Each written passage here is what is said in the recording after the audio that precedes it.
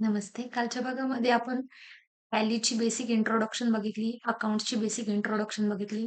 आता या भागामध्ये अ, आपण टॅली इन्स्टॉल कसं करायचं ते बघू. हा हा व्हिडिओ कोणासाठी आहे? ज्यांच्याकडे टॅली सॉफ्टवेअर नाहीये. कॉम्प्युटर आहे पण टॅली सॉफ्टवेअर नाहीये, तर त्यांना अगदी सुरुवातीपासून बघायचं की ते इन्स्टॉलेशन कसं करतात त्याचं.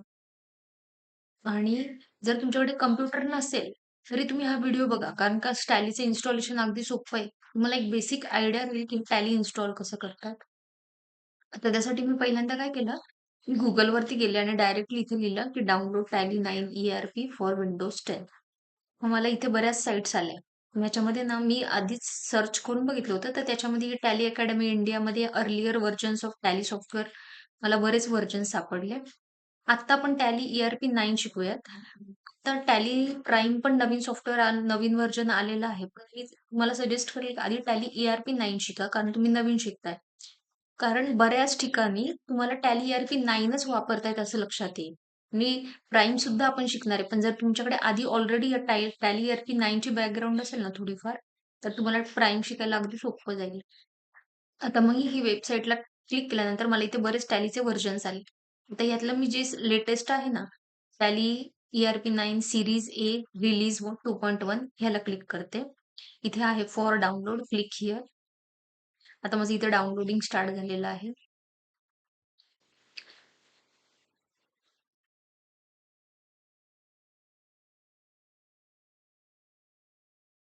हा सेटअप जो आहे ना माझ्याकडे डाउनलोड झालेला, हा फक्त किती आहे? 69 एमबीचा आहे. जास्त सेटअपही नाही लागत तुम्हाला.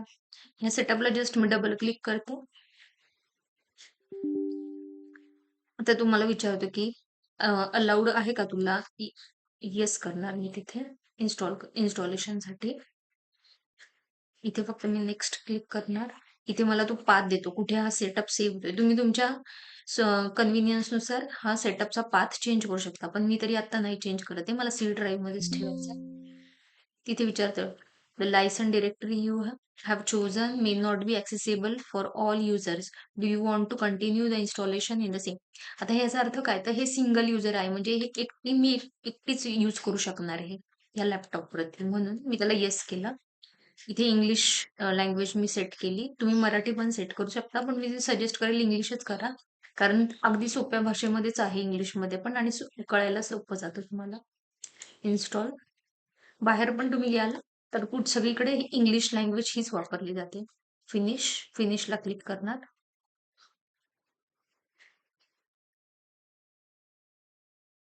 आता मी संपूर्ण हे डाउनलोड. आता इथे बघा, इथे माझा टॅलीचा लोगो आलेला आहे. म्हणजे हे टॅली माझ्या इथे मी सक्सेसफुली इन्स्टॉल झालेलं आहे. तुमच्याकडे पण सक्सेसफुली इन्स्टॉल झालं, की तुमच्या मेन्स होम स्क्रीनवरती असा हा लोगो तयार होईल. आता मी याला डबल क्लिक करते. आता ज्यावेळेस तुमच्याकडे लायसन व्हर्जन असतं, त्यावेळेस ॲक्टिव्हेट लायसन इथे लायसन की टाइप करून तुम्ही ते ॲक्टिव्ह करू शकता. पण आता आपण काय करतोय, फक्त फ्री सॉफ्टवेअर हे करतोय, यूज करतोय. त्यामुळे आपण लायसन त्यामुळे आपण डायरेक्टली इथे वर्क इन एज्युकेशनल मोडवरती जाणार आहे आणि इथून करणार. आता मी इथे टॅलीचा सोप्पा नियम लक्षात ठेवा. टॅलीमध्ये कधी पण आत जाण्यासाठी कीबोर्डवरची एंटर ई-एन-टी-ई-आर एंटर जिथे लिहिलेलं आहे ना, ती एंटर की यूज करतात. आणि बाहेर येण्यासाठी एस्केप म्हणजे ई-एस-सी ही जी की आहे ना, ही यूज करतात. तुम्हाला हवं असेल ना, तर मी एकदम सोप्या ह्याच्यामध्ये इथे कीबोर्डवरचं दाखवते.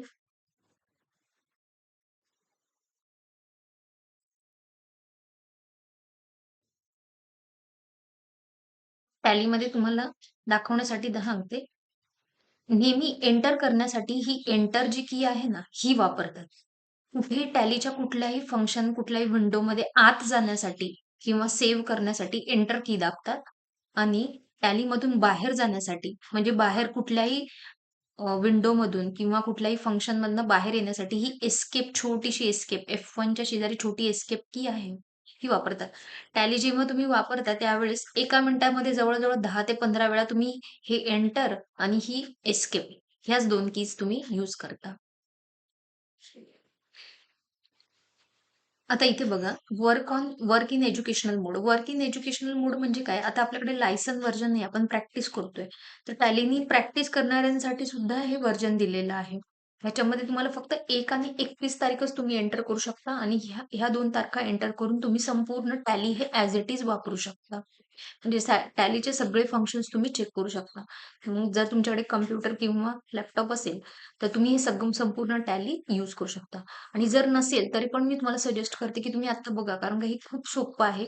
ज्यावेळेस तुमच्याकडे कॉम्प्युटर, लॅपटॉप येईल समोर, त्यावेळेस तुम्हाला ऑटोमॅटिक ह्या सगळ्या गोष्टी लिंक होत जातील. आता इथे वर्क इन एज्युकेशनल मोडवरती मी एंटर केलं. इथे मला 2 टॅब आले. एक सिल्व्हर एडिशन आणि गोल्ड एडिशन. सिल्व्हर एडिशन म्हणजे सिंगल युजर आणि गोल्ड एडिशन म्हणजे मल्टी युजर. सिंगल युजर म्हणजे ॲट अ टाईम एकच व्यक्ती ती टॅलीचं लायसन वापरू शकते किंवा जो टॅली इन्स्टॉल केलेला आहे तो वापरू शकते.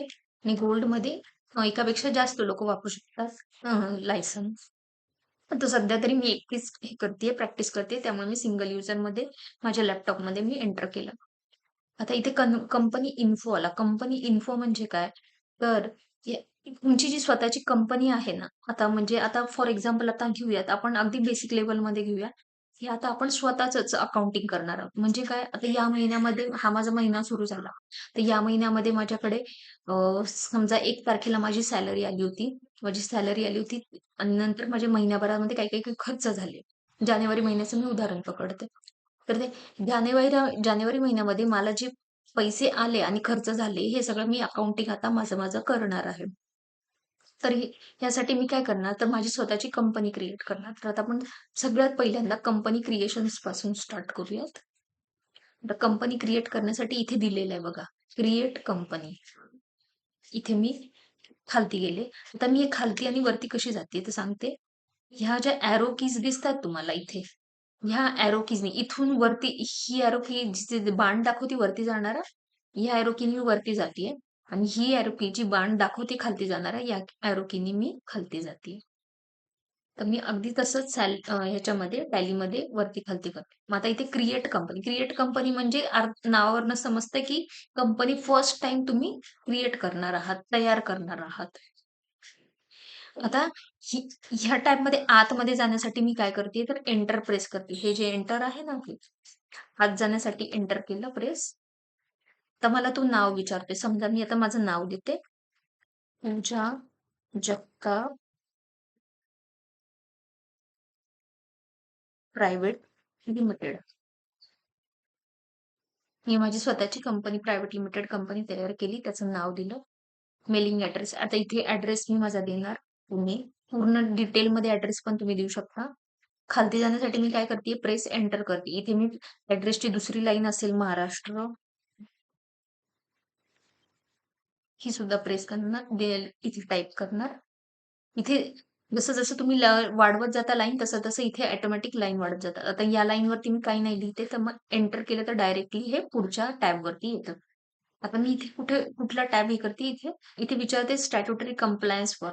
आता स्टॅट्युटरी कंप्लायन्स फॉर म्हणजे त्याला काय म्हणायचंय, की तुम्ही कोणत्या देशामध्ये राहता, जेणेकरून तो त्या देशाचे जे काही टॅक्सेस आहेत ना, लॉज आहेत, टॅक्सेस आहेत, ते ऑटोमॅटिक तो तिथे कॉन्फिगर करतो. टॅली सध्या ह्या Bangladesh, India, Indonesia, Malaysia, Philippines, Singapore, UAE आणि UK मध्ये वापरतात. म्हणजे या व्यतिरिक्त इतर देशांमध्ये सुद्धा वापरतात, पण ह्याच्यामध्ये आता सध्या त्याचे टॅक्सेशनशी, लॉशी रिलेटेड सगळे कॉन्फिगरेशन केलेलं आहे.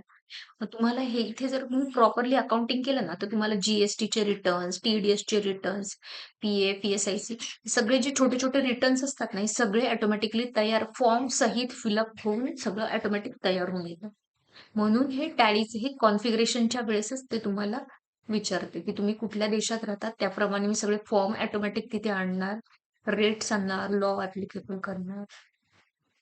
तर मी इंडिया इथे सिलेक्ट करते. इथे महाराष्ट्रामध्ये राहते म्हणून महाराष्ट्र. स्टेट सुद्धा सिलेक्ट करतात, कारण का स्टेट वाईज पण आपले बरेच लॉ चेंज होतात, बरेच आपले फॉर्म्स चेंज होतात. म्हणजे छोटे-छोटे PF, ESIC किंवा कुठले-कुठले अजून वेगवेगळे GSTचं काही इन केस छोटा-मोठा चेंज असेल त्यामध्ये, तर तो चेंजेस होतो. म्हणून तिथे तो तुम्हाला स्पेसिफिकली कुठे कुठल्या स्टेटमध्ये राहतात ते पण विचारतो. त्यानंतर मी इथे माझा पिन कोड देते, टेलिफोन नंबर मी देते. ईमेल आयडी देते.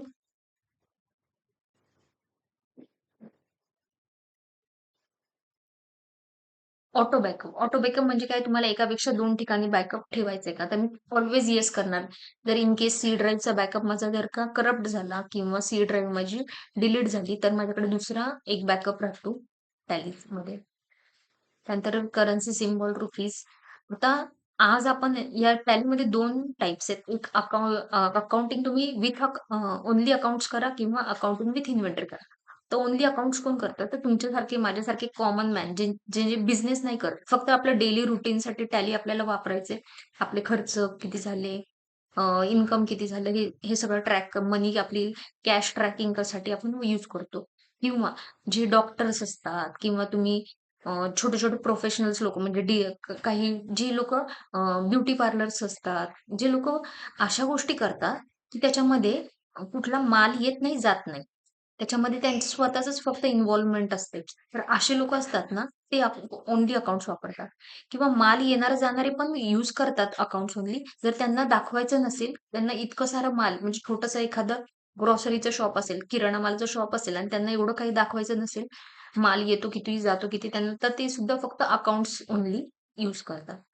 आणि विथ इन्व्हेंटरी कोण करतात? जे मोठे-मोठे होलसेलर आहेत, रिटेलर्स आहेत, ट्रेडर्स आहेत, तर हे विथ इन्व्हेंटरी करतात. आता सध्या मी अकाउंट्स ओन्ली करणार. तारीख देते 1/4/2025.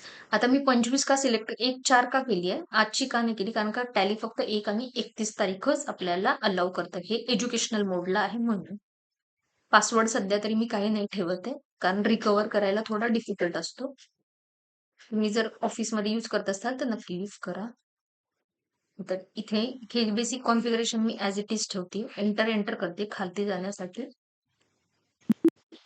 आता इथे तुम्हाला विचारतो, की हे जे सगळे तुम्ही डिटेल्स भरलेले आहेत, ते तुम्हाला ॲक्सेप्ट आहेत का? ॲक्सेप्ट असतील तर येस करणार, अदरवाईज नो करणार. नोसाठी मी एन फक्त टाइप केला इथे. तर ऑटोमॅटिक टॅलीने मला इथे पहिल्या त्याच्या टॅबवरती नेलं.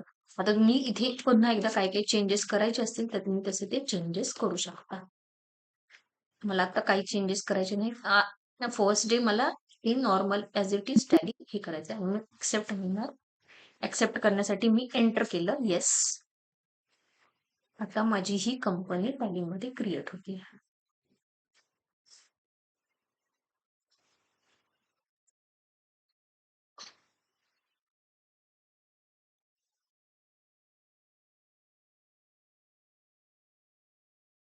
पुढच्या भागामध्ये आपण याची जर्नल एंट्रीज, नंतर लेजर्स, क्रिएशन्स हे सगळं बघूया. Thank you.